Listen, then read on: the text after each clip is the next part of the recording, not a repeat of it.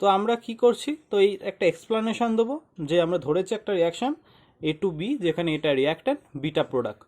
তো রিয়াকশান শুরুর সময় মানে t=0 টাইমে ধরে নিচ্ছি এর কনসেন্ট্রেশন A0, কোনো রিয়াকশান হয়নি, তাহলে বি এর কনসেন্ট্রেশন হবে 0।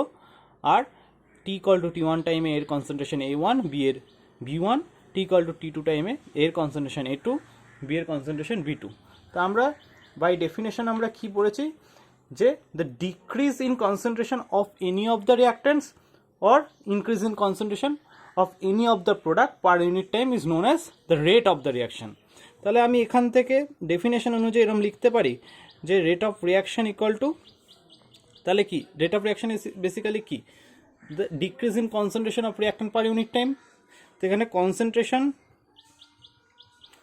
ভালো করে বোঝো, তো এখানে চেঞ্জ ইন কনসেন্ট্রেশন কতটা, এই T1 থেকে T2 এই ইন্টারভ্যালে চেঞ্জ ইন কনসেন্ট্রেশন কত, A2 থেকে A1, তাই তো এখানে T1 এ ছিল A1 আর T2 তে ছিল A2, তাহলে চেঞ্জটা কত, A2 minus A1 by T2 minus T1 is equal to, তাহলে আমরা যে ডেফিনেশনটা কি বলতে পারি, change in concentration with respect to রিয়াক্ট্যান্টও বলতে পারি বা প্রোডাক্টও বলতে পারি। রিয়াক্ট্যান্টের ক্ষেত্রে কী হবে, কনসেন্ট্রেশন ডিক্রিজ করবে, প্রোডাক্টের ক্ষেত্রে কনসেন্ট্রেশন ইনক্রিজ করবে।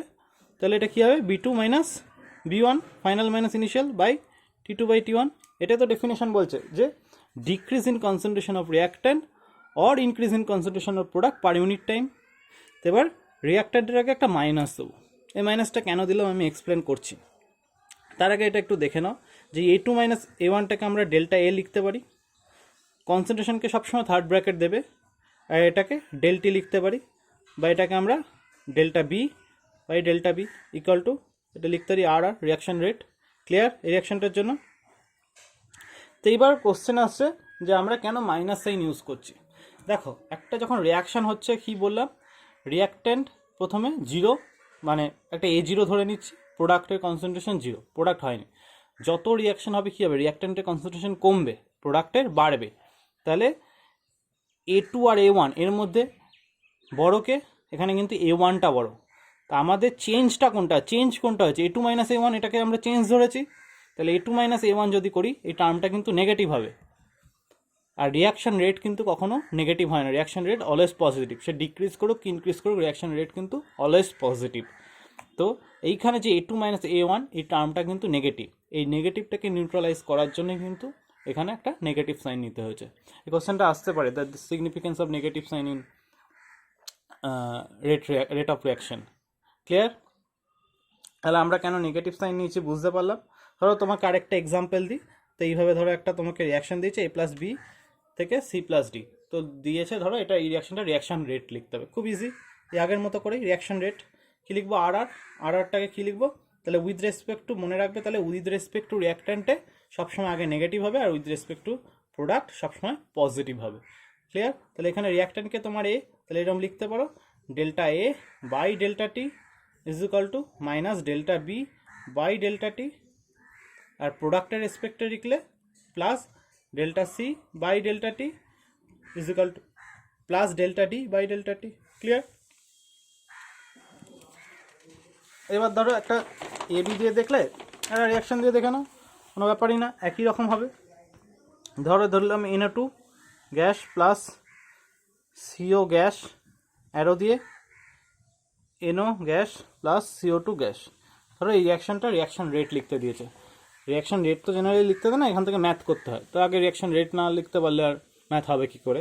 যাই হোক, তো এটা কী করে লিখতে হয় দেখো, এটাকে আর ধরছি। তো এটা এগুলো কি রিয়াক্ট্যান্ট, তাহলে এর রেসপেক্টিভ হবে নেগেটিভ, এগুলো প্রোডাক্ট, এর রেসপেক্ট হবে পজিটিভ।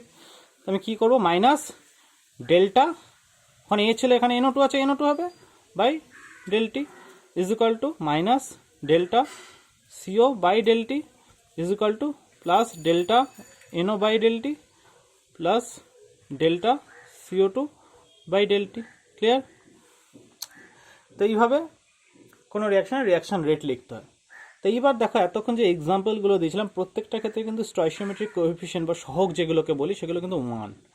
যদি এইগুলো অন্য কিছু থাকে, ঠিক আছে, যদি ধরো একের বেশি থাকে, 2, 3, 4, 5 যা খুশি থাকে, তখন তাকে কীভাবে রিপ্রেজেন্ট করবো, একটা এক্সাম্পল দিয়ে, একটা জেনারেল এক্সাম্পল দিই। ধরো এই টাইপের রিয়াকশানগুলো A, B of B, C of C plus D of D, এই রিয়াকশানগুলোকে কীভাবে রিপ্রেজেন্ট করব। ঠিক আছে, একটু দেখো কী করতে হবে।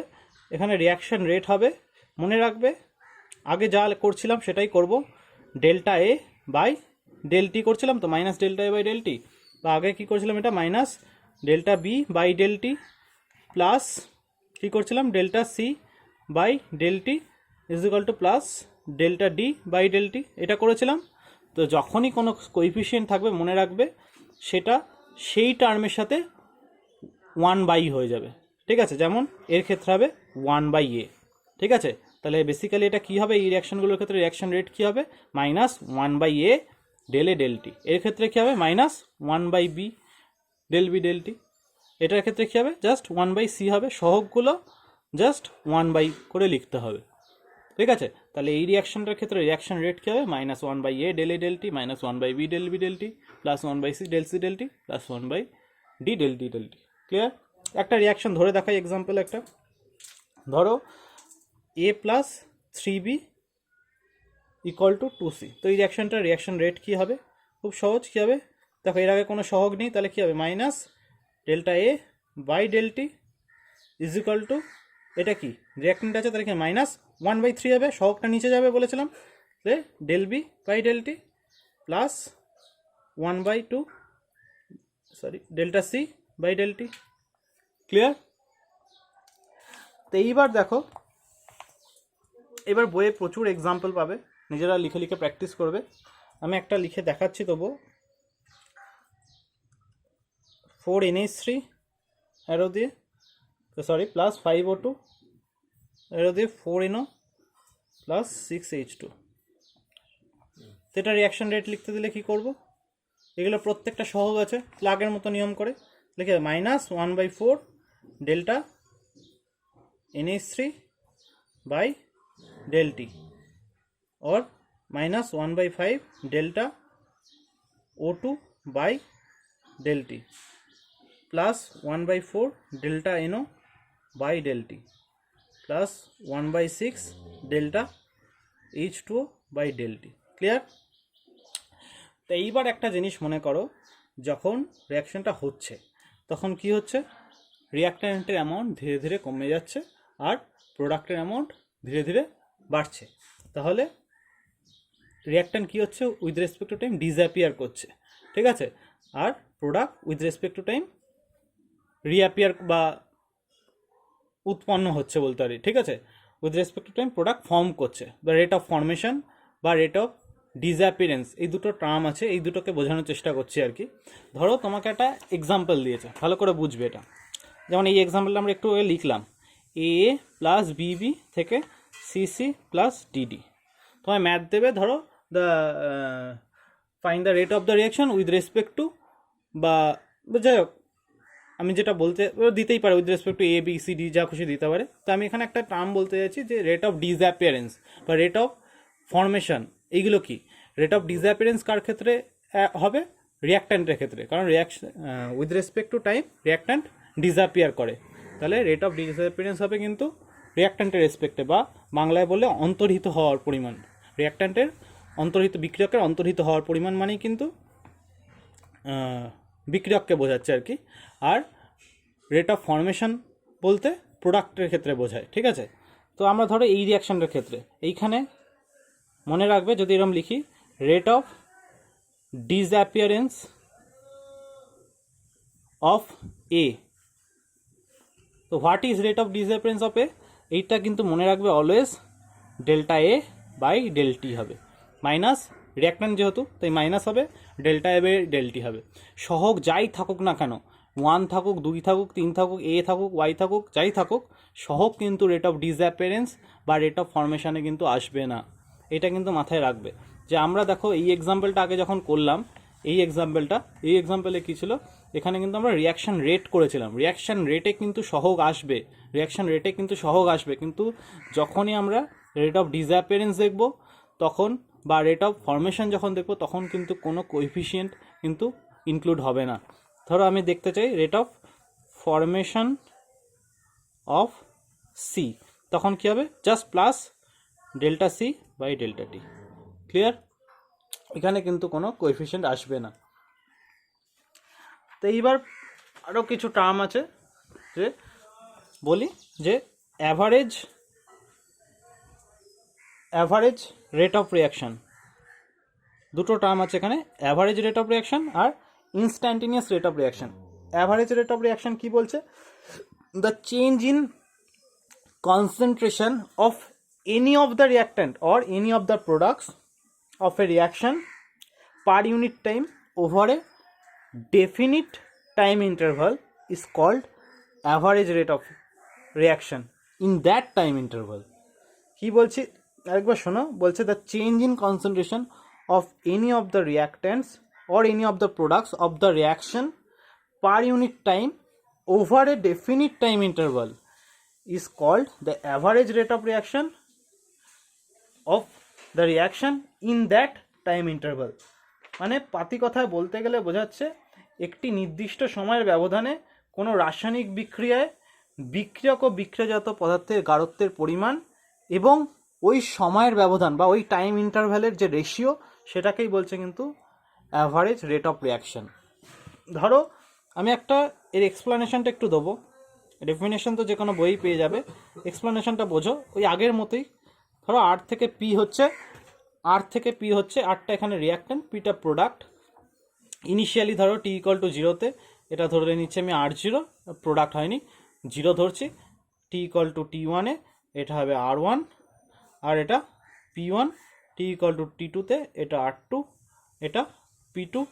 তাহলে আমরা কি জানি, আমি আরটাকে আর অ্যাভারেজ বলে লিখছি।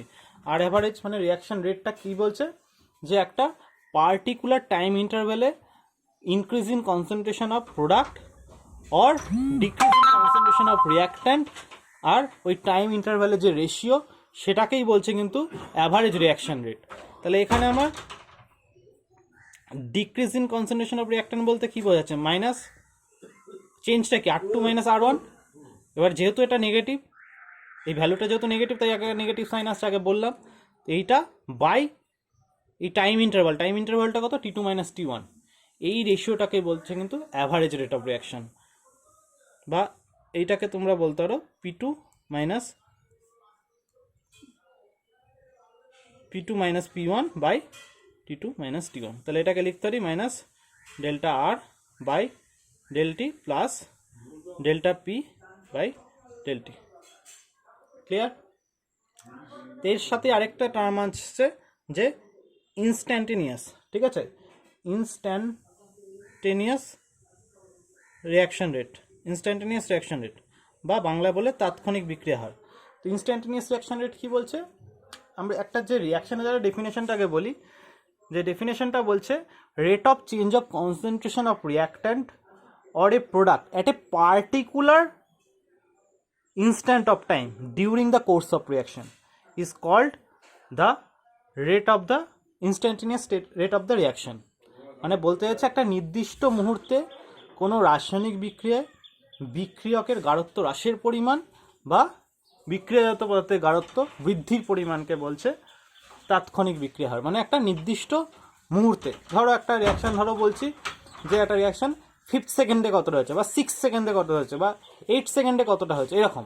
আর আগেরটা ছিল কিন্তু একটা পার্টিকুলার ইন্টারভ্যাল অফ টাইমে, ধরো আমি রিয়াকশানটা শুরু করেছি 10 মিনিটের মাথায়, শেষ করছি 20 মিনিটে। তো এই 10 থেকে 20 মিনিটের ইন্টারভ্যালে কতটা হচ্ছে সেটা যে ভ্যালুটা বার করছে সেটা কিন্তু অ্যাভারেজ।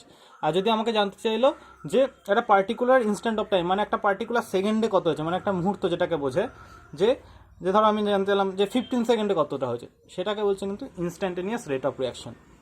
তো এইখানে দেখো এটা ওই একই এই ইকুয়েশনটার মতোই হবে R2P, ঠিক আছে। তো এইটা এত অবধি এলো, ধরো আমি এটা লিখতে পারি আর অ্যাভারেজ ইকুয়াল টু, আমরা এতক্ষণ দেখলাম এটা, ঠিক আছে, একই রকম হবে। হওয়ার পরে একটা মডিফিকেশান হবে, যে কি করছি আমরা, যেহেতু এই ডেলটি যদি একটা পার্টিকুলার ইনস্ট্যান্ট অফ টাইমে বা একটা কোনো নির্দিষ্ট মুহূর্তে দেখি, তাহলে কী হবে, এই ডেলটিটা টেন্স টু 0 হবে না। মানে এই লাইনটা আমরা লিখতে পারি না যে limit del T tends to 0 minus delta R by delta T is equal to limit del T tends to 0 delta P by del T. এই লাইনটা লিখতে পারি। ডেলটি টেন্স টু কেন 0, কারণ কি বললাম, একটা পার্টিকুলার ইনস্ট্যান্ট অফ টাইমে যে চেঞ্জটা, তা পার্টিকুলার ইনস্ট্যান্ট অফ টাইম মানে কি, এখানে del T minus t2 minus t1, এই গ্যাপটা কী হতে হবে, একদম জিরো হতে হবে বা টেন্স টু জিরো হতে হবে। তো এই টার্মটাকে কিন্তু এইভাবে লেখা যায় যে মাইনাস যে limit del T tends to zero delta R by del T equal to limit del T tends to zero del P by del T. Clear? তো এইটাকে আমরা পরের লাইনে এইভাবে লিখতে পারি যে কোনো এরকম লিমিট নিলে এটাকে এইভাবে লেখা যায় যে ডিফারেন্সিয়াল দিয়ে লেখা যায় যে differential D R by D T, মাইনাসটা থাকবে যেহেতু reactant, plus D P by D T. Clear?